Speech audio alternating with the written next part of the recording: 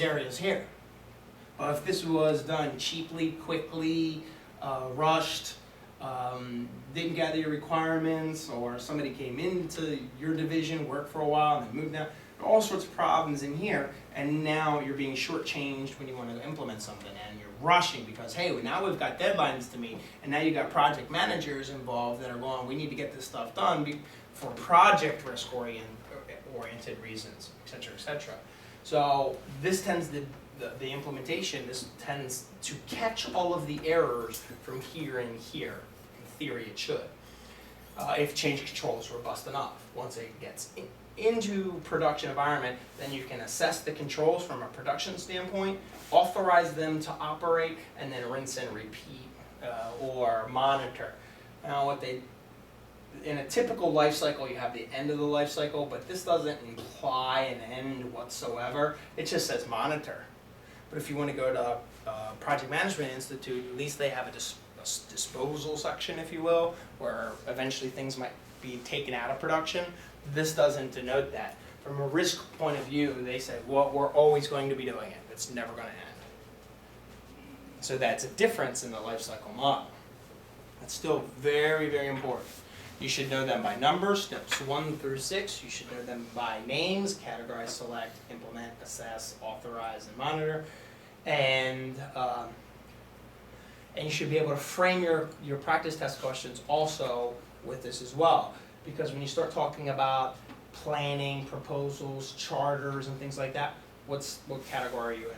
What's that? It's at the very beginning. Right. If you want to start, let's see, you want to start talking about testing and validation environments, checklist tests or something like that, where are you at?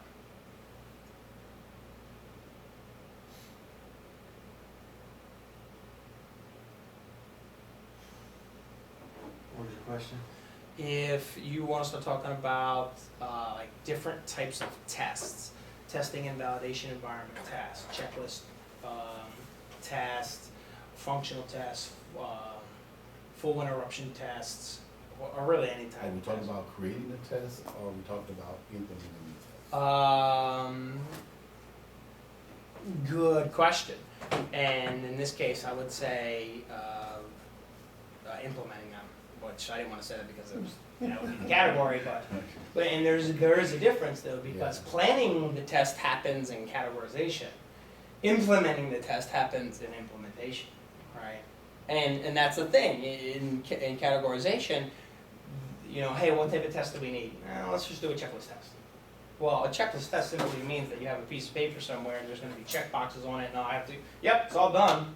That's a checklist test, as opposed to, a full interruption test, which is literally like pull the power plug and see how the mice run type of test. So it's a much more intrusive test. But when you're talking about who's involved in these meetings, it's different. Who's likely to be involved in a meeting when you're talking about classifying the information system? What roles and responsibilities would you say? We had a new system, we want to come up with a new system, and it wants to perform some sort of function. Who's going to be in those meetings? You got the system owner, you got the ISSO, you got any level. If you're lucky, you have the ISO there. You got any Should. level of Business people, maybe a project manager, hopefully a project manager. Are you going to have an IT admin there? Probably not. But you go down to implementation, right? You want to implement this stuff into a production environment. Now who's going to be there? Is the business owner going to be sitting in that meeting? Probably not at that point. Is the ISO going to be sitting in those meetings? Better be at that point, right? Are the technical people going to be involved? At that point, yes, right? So you can see how the roles and responsibilities change throughout the life cycle. And the problem is once you set it and forget it when you're in step 1 here, that doesn't mean that then you have that stadium effect. As you go from process to process and person to person, and things get lost in translation. And when the business owner in step 1 tried to set it and forget it, and then all of a sudden it's being implemented differently. So that there's a Far Side cartoon that always hit home for me. Was it Far Side?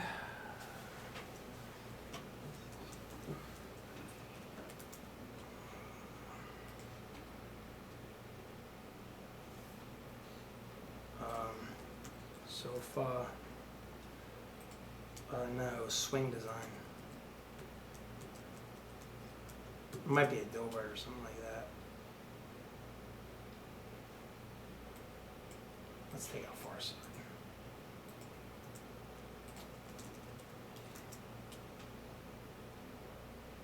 Yeah, you guys ever see this cartoon? Every now and then you'll see this one slides. So the marketing, as marketing requested it, right? This is how they marketed it. A sales sold it like that. Engineering designed it like that. What the customer actually wanted was just a tube swing. Field service installed it like so. So you can see it illustrates how things get lost in translation. And so I see this cartoon when I look at this life cycle, because things get lost in translation even when you're doing something as simple as risk, which apparently isn't so simple. So this is the risk management framework. You really should know it intimately, as much as possible. All right, so it should be organizational. It should produce an organizational-wide view of risk at the highest level, Tier 1, but also get granular down into Tier 3 or IT systems, which would be the integration of IT security requirements into the development lifecycle. And IT typically gets left out of that early stages. Establish information system boundaries. That gets accomplished somewhat easily most of the time, I see. And then the allocation of security controls to the organization as system-specific controls. All right. The tasks required to apply the framework, right? Basically are 1 through 6 here. So you got to categorize the systems, select the systems, implement, assess, authorize, and then monitoring. Keep in mind that these look very familiar. What are those? Yeah, those are those are just a different point of view here. So knowing the key words in the steps, no matter what format they're in, if they're not in a pretty diagram, then you can still figure out which one is which. All right, so characteristics of risk management framework. In theory, we would like as close to real-time risk management as possible. The problem with that is that few people actually speak the language of risk management, and even fewer speak it effectively, meaning they actually apply it. And that's kind of what the Code of Learning is all about. It's applying the risk, well, any sort of framework. It's actually applying it, doing it, and becoming useful with it. We always like automation whenever possible. And then also change control will be the catch. I look at change control as like a fishing net, right? If you have a really robust and defined change control, when you try to implement something, change control should catch all of the fish or catch all of the mistakes and allow you to reassess risk. Because what we found, lucky enough I have a background in Six Sigma, and that's important because you can identify waste and problems. Well, one of the projects that I worked on was redesigning our change control board to an optimized level. We also re-optimized our project management office.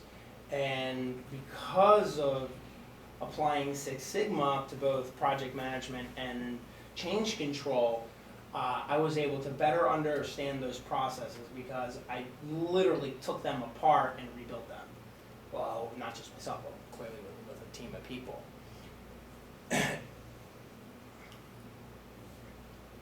So change management became the place where we would catch any mistakes. We found that we were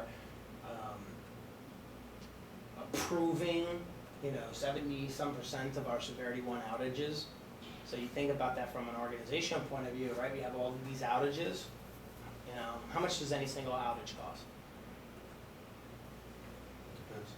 Now, of course, it depends, but 1,000, 10,000, 100,000, Could be millions. millions, right? Depends on when it happens. When, all right? It's not uncommon for something major to happen, a severity 1 outage in a company, and it costs millions of dollars.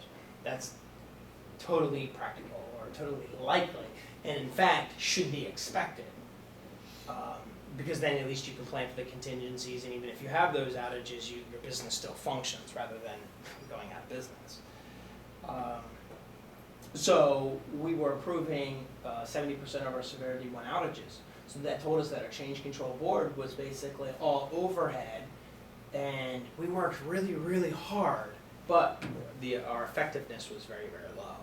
So when we redesigned that, we got our effectiveness really, really high, and then our outages became very, very low, and as a result, we saved literally millions of dollars at the end of the day.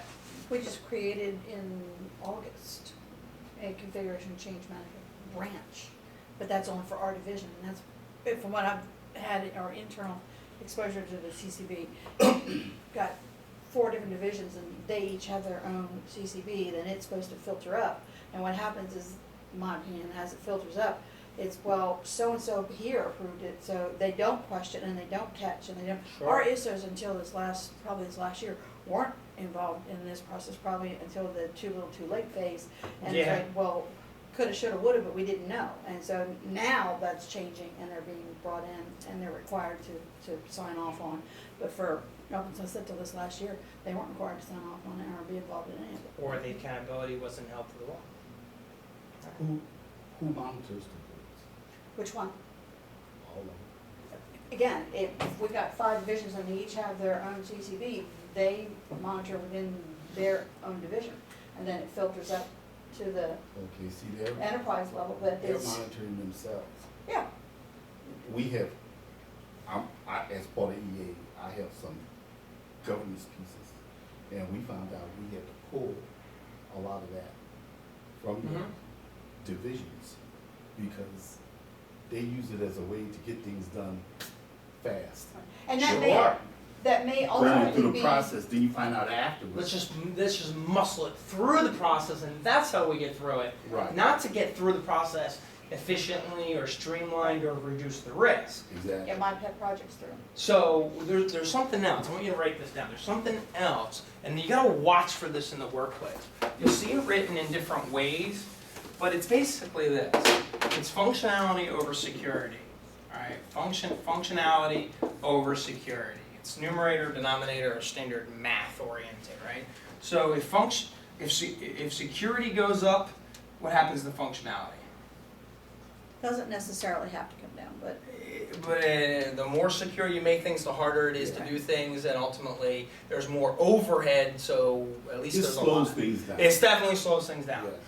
Yeah. But if security goes down, functionality goes up. So what people are trying to do is they're using the change control board to muscle through the process to get things to function, not necessarily to make things efficient or to assess the risk, Right. right? And if you look at the attitude of a change control board, people say things like, "Oh, hey, I want you to be on the change control board this week." "Oh man, I don't want to do it. I hate that, I'm boring," and all that others, and they have frustration with it. And the reason why they act like that is because they really don't know what they're looking for. That's a key tell sign that someone does not know what they're doing when they get upset at the change control board. Because what the change control board should be is the opportunity to find problems and to fix them and reduce the risk and to make things more efficient. And that takes an extreme amount of paying attention to actually achieve that result. It's also the opportunity to share what you're going to do so that the other areas know. Right. Because so many It's times communication. these guys were doing apples here that affected the oranges over here. and then we have our And RCAs. that's, huh? Then we have our RCAs. Root cause analysis. I didn't know you had a hook into me over here. You know what, you Right. should have asked, but you didn't, but it got approved by Right. CCB, but when it blew up, now somebody wants to know why we're having an RCA. And if they know about it and they saw it, So what was the common They can say denominator? The something. change control board was Right. the common denominator in that, right. right? But the And people that's that run where the RCA governance aren't piece even comes in. necessarily involved in the CCB. Right, so back to the day one, you guys are gonna have to move mountains and you're gonna need to know how to do it. Change control board is one of those things, that is your opportunity to make a difference. Oh, but people were so upset when I first. Oh, they will kick and scream and the end of the world is coming. They, talk about, I couldn't walk down the hallway without having eyes rolling. And you're gonna be a bad guy until you But communicate their family has enough. gotten accustomed to it. Somewhat.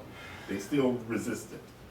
But from what level? To the point like, okay, I'll go along with you just to get this thing through the process because we want things to function, but I really hate you. Right. They know they have to do it now. They're not fighting not doing it anymore. That's what it ends up being. Yeah. It's like, come on. As opposed to, from a security point of view, let's reduce the risk while maintaining the highest level of efficiency possible. That's a different focal point, a different lens, a different way to look at the change control board, which in that case, the change control board is it's paramount that that becomes successful. It's not just, going out and testing stuff and certifying systems and, hey, I need a manager or accreditation authority to sign off on this stuff. Those days are done. You can't approach it like that anymore. We're not operating off of the TCSEC, Rainbow Series Common Criteria way of evaluating systems. Those days, while the foundations are still lingering in presence, the approach is inappropriate because the approach of just testing a system and getting somebody to sign off, that's an industrial age concept. And we're in the information age, and we're going to need to constantly and acutely, meaning right away, be able to identify a risk and mitigate it because things change at a blink of an eye. But as long as upper management is picking convenience over security, But see, here's the problem with that. They do that. They're religiously they do not that. assessing risk. They're looking at reports and going, okay, yeah, it doesn't really affect me. I don't see a problem with that. That is not risk assessment. That is risk avoidance, as opposed to risk understanding and mitigation. And they don't even know that. Most of the CEO, when I say CEO, I mean upper management out there, are really grossly unqualified to be doing what they're doing. Even if they have MBAs, they have a master's in business and stuff like that, that doesn't necessarily mean that they understand what it takes to be effective or that they're doing the due diligence and practicing due care for the organization. And I find that over and over and over again. And what that means to you is you have to interface with them. You have to say, here's a risk.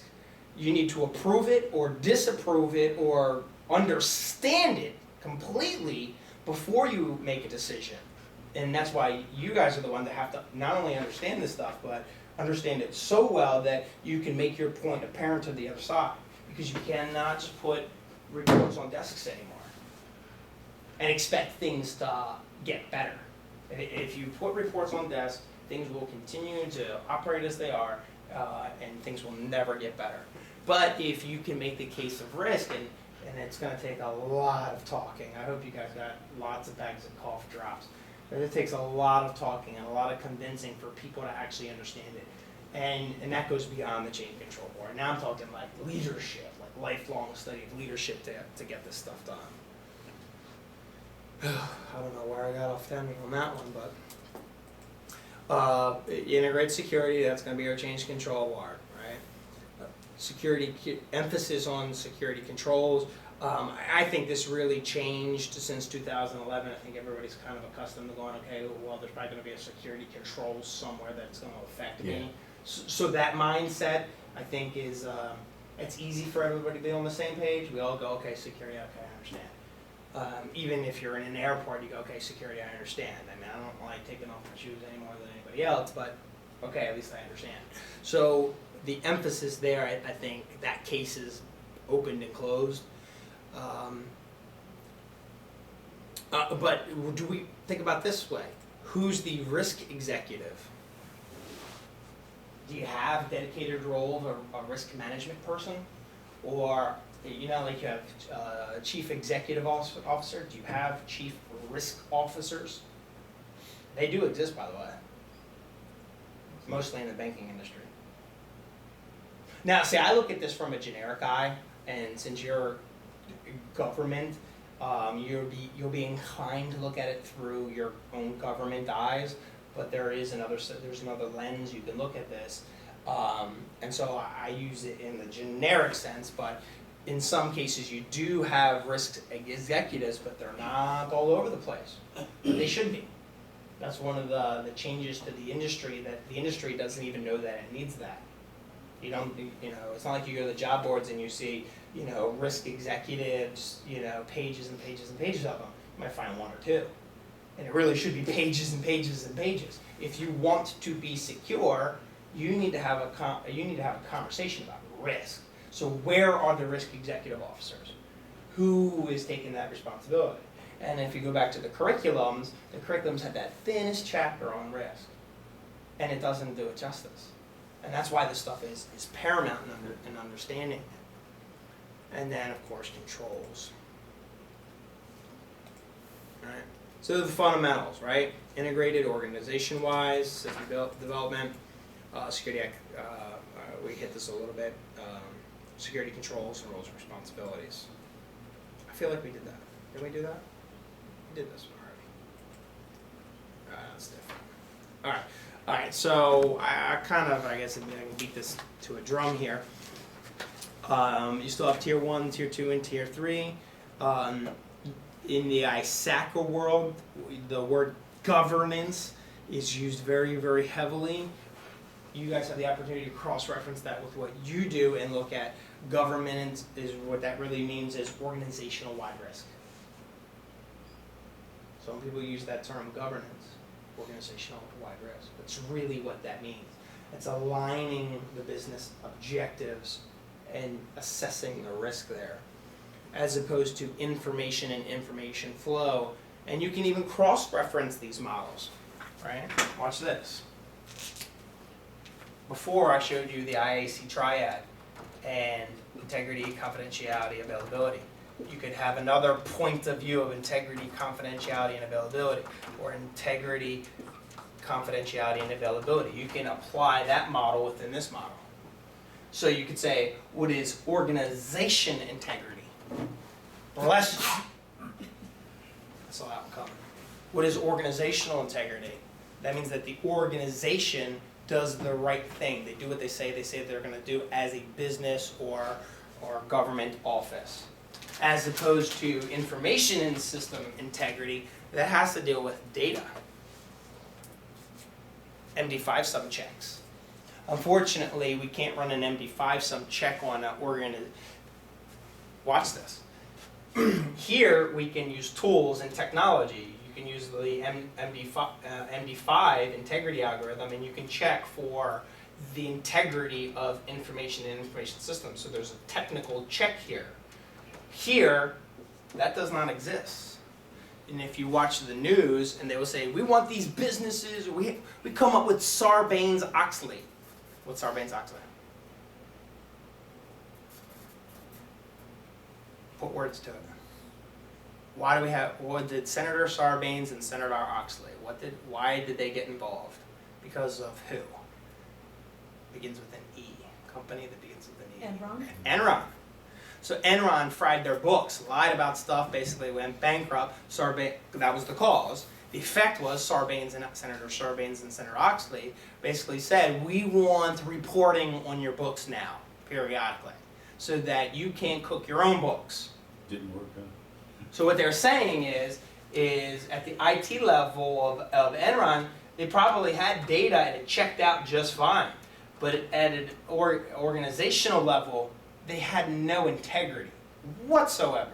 So the government gets involved and puts a law out and says, hey, we're doing this realistically so that we decrease the likelihood of organizations not having integrity. We're going to make them do extra work now to prove that they have integrity. I'm not saying that's the best way or the right way or the wrong way. It just is. A couple things led me to that conclusion. One, the integrity here the IT system, since I'm a technical person, but also looking and cross-referencing the model at the integrity of the organization level. When things go wrong here, when you have an IT systems and they go here, these people are the ones that have to answer. So these people better be interacting with the strategic and tactical components. And I find that most don't. And hence, that's the problem. Because they don't understand this the way, well, one, the way I understand it, but two, the way that you guys are going to take this back to the organization and apply it. In some cases, they don't want to, Why? Why don't they want to? because it makes their life more difficult. Right. They can't pencil whip every day. Right. Everybody wants to ride the easy free road. But life is not easy. This illusion that life is easy or that it can be easy or that you don't have to get up and work every day, that doesn't exist. Those people are in their delusional bubble of, hey, life is easy and free handouts. And even within the organization, everybody just wants to come to work and go home. So you're pretty up on Sarbanes-Oxley, right? No, not at all. Not at all, okay. I understand the history of it and the big picture, but I mean, I'm not. I was gonna ask you an off question. There's a Frank Dodd thing coming out? Mhm. Are you Well, familiar with that? yeah, with the financial. Yeah, Mm-hmm. I know a handful about that.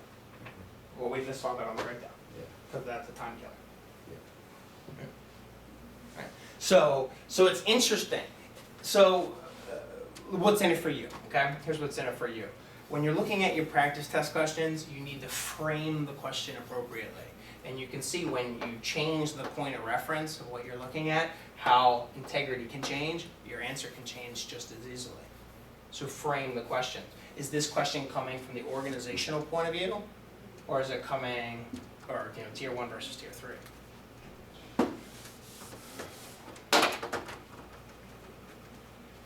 Now, the question won't tell you that. It won't say, hey, you have information, chief executive officer. Let's go back to the question that we did yesterday. You had the continuity of operations officer, I think what it was, and the project manager / project manager. And this person had a concern about the project manager because the project manager's risks were low, medium, and high, as opposed to cost, resources, and probably time. See the difference? You can apply yesterday's question even to this. And that was random. That was just fresh in my head. But nonetheless, tier 1 had a problem with tier 2. Tier 1 being at the top, or there's also the top-down model or the bottom-up model. Have you heard of that?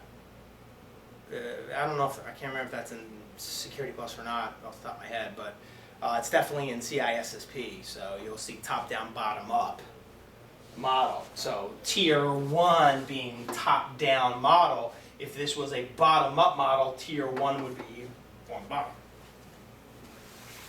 So that's denoted as well.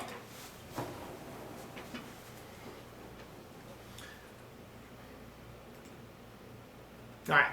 So let's do SDLC and let me take a break. Software development life cycle is broken down into 5 stages, but it's in the life cycle nonetheless. So you'll have a starting point or initialization point. Risk management life cycle, if you compare the two, does not have a disposal. So if you want to compare these,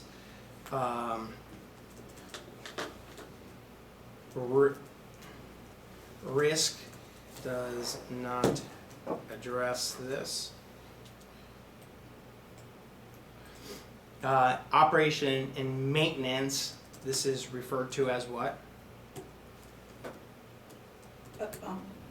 Monitoring, right? Agree, disagree?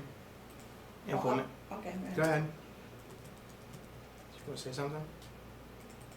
I'm just cross-referencing this to the risk. And I forgot. So what was it called? It was called.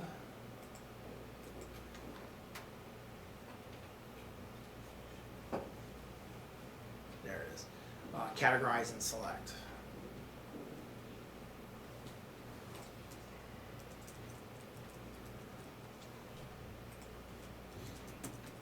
What were you gonna say? Would the monitoring, where you have operations and maintenance, would that be also where the assess would be?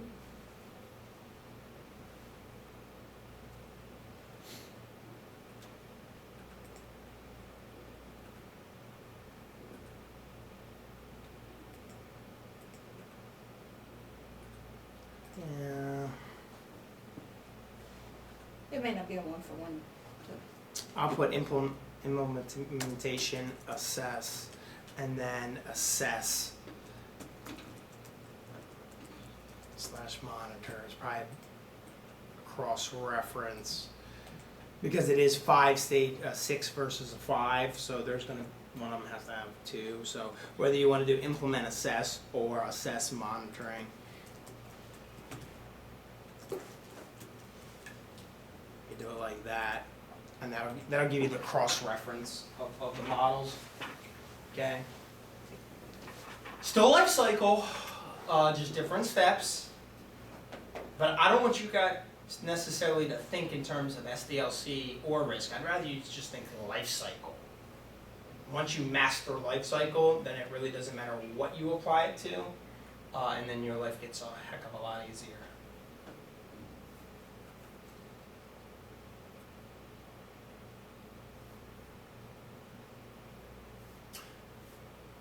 One of the things that I do like about SDLC is that it